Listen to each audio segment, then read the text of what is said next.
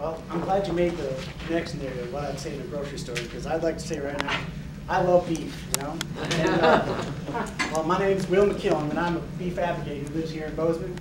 And first off, I'd like to applaud the Department of Livestock. Your courage in circumventing the rights of private landowners and overriding the decisions made by this committee is brave indeed. I feel sorry for those elk hunters out there, because I can see now that your next tactical move is targeted towards these unpredictable, undomesticated animals in need of disease management. Maybe you could set up some elk feeding grounds here in Montana like they do down in Wyoming, but maybe FWP wouldn't be down with that after all.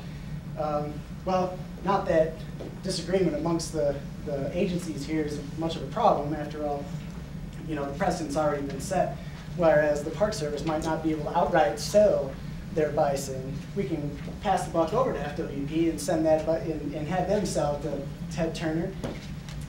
So, but before you start thinking I'm some do-goody enviro, let me remind everyone that this move towards Ted Turner's ranch is in the cattle rancher's best interest. In the event that these buffaloes survive the next 5 years, given the threat of anthrax, this action proves once again that private profit is made possible when subsidized by the state. We all know that there ain't no such thing as a free market. The railroad empires were built at the point of the gun.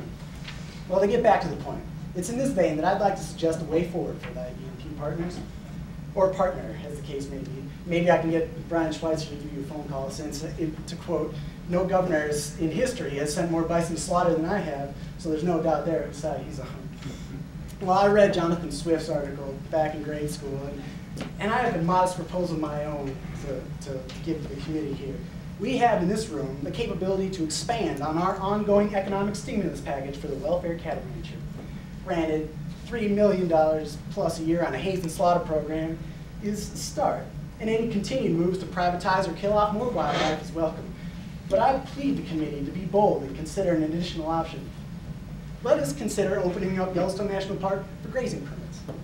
This follows a long-standing tradition of government-subsidized ranching on public lands. I mean, can you imagine a national forest without cows? Unthinkable. They are the most reliable wildlife you could possibly have. Now, some of you might have thought, brucellosis? What about brucellosis? Well, we all know that only female cattle are affected by the disease, and now that the DOL has moved that all these cattle be vaccinated, that problem's taken care of. And then as long as the public forgets that bull bison really pose no threat to cattle, or if we keep them from knowing that the disease was introduced from cattle in the first place, we can continue to slaughter these bison, seropositive or not. We can refocus on the real issue, the competition for grass. If we can grab the last remaining pasture land right up to the Live Bold faithful, we can once again raise that sacred cow up as the symbol of the triumph of manifest destiny. The next step would be to remove all the undomesticated animals in the park. And that's not far of a stretch from what is already done, but now you have to slaughter all the buffalo, and the elk, and mule deer, and bighorn sheep, and wolves, and bears. Well, to increase production, you'll have to burn down the forest, chain up all the sage, and maybe damming the Yellowstone River at that point, so we can get some irrigation there in the Hayden Valley would help out too. Well, I digress. My plan is modest. It's not like I'm talking about colonizing the moon or anything. I mean, come to think of it, imagine the potential. Now that we know that there's water there under the surface, we could get Monsanto to engineer some sort of anti-gravity grass, perhaps, and I could be the first to patent some subterranean lunar bovine genetics. I'm getting a little excited here. Well, regardless of whether you take up this idea or just continue doing what you're doing here, the cattle industry will continue to profit at the bison's and the public's expense, and we will all nod in thanks with glazed over eyes and a mouthful of greasy steak. From now on, I'm going to triumphantly plant a little American flag on each of my little hamburgers before I wolf them down, just like they do down at Ted Turner's restaurant there on Main Street.